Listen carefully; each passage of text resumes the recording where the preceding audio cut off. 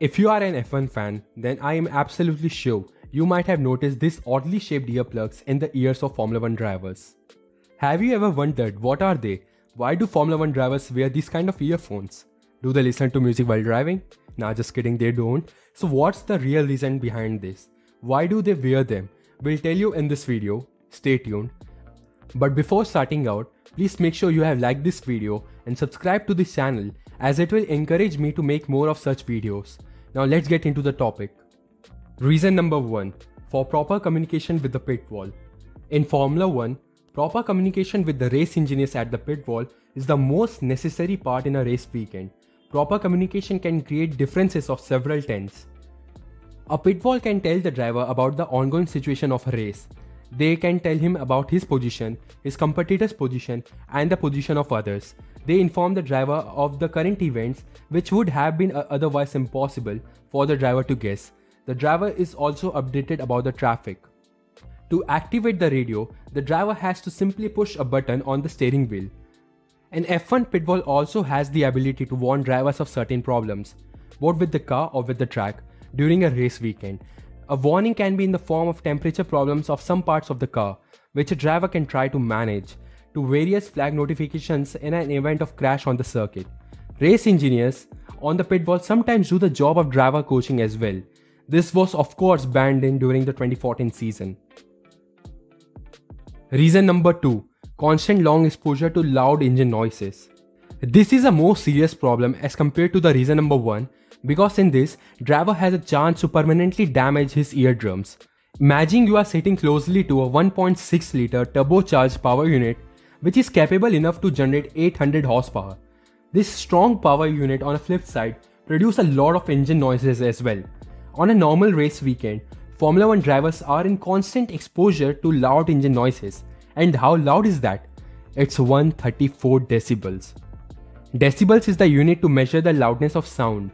Before hybrid era, the Formula 1 power unit used to produce sound at a loudness of 145 decibels. According to various reports and researches, long exposure to loudness of above 100 decibels are extremely dangerous for your ears.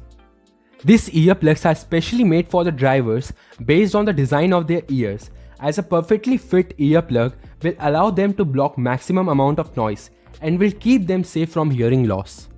If you are watching this video till here, please don't forget to comment down your thoughts and ideas for my next video, as it will help me to grow my channel. Now let's talk about the working of the radio. Usually Formula 1 drivers will have the wiring for their radio inside their fireproof racing suit, with the connection jacks coming out around the belly from the midsection area. That connector you see there plugs into the car's radio transmission system. The other end of the connector thread comes out at the neck area of the suit, and that end of it plugs into his helmet for the earphone and the microphone. The signal is transmitted via the antenna on the car's nose to a mast mounted either at the back of the pit facility or on one of the team's race transporters. This radio communication was first established in 1984 by McLaren Technology Center by McLaren Electronics. Now let me tell you a cool fact about this F1 radio technology. An Formula 1 car will sport hundreds of sensors logging thousands of channels of data, measuring all kinds of things around the car and power unit, from forces, displacements, temperature and pressure to control parameter for power unit and gearbox, as well as driver inputs. In the past, the team would either have to sacrifice track time in order to download all the data, or the engineers had to wait until after the session to access the data. But now, thanks to fast wireless technology, while the car is traveling through the pit lane, it starts to transmit the data wirelessly. Once it is within 4 meters of the garage, it switches to a fast uplink, transmitting the data from the car to the garage at a download speed of up to 1.9 gigabits per second. In other words, transmitting 1 gigabit of data would take less than 5 seconds. That is almost 8 times faster than my internet connection. There you have it guys. If you have enjoyed this video, please don't forget to give it a thumbs up and subscribe to this channel. Till then, see you in the next one. Goodbye.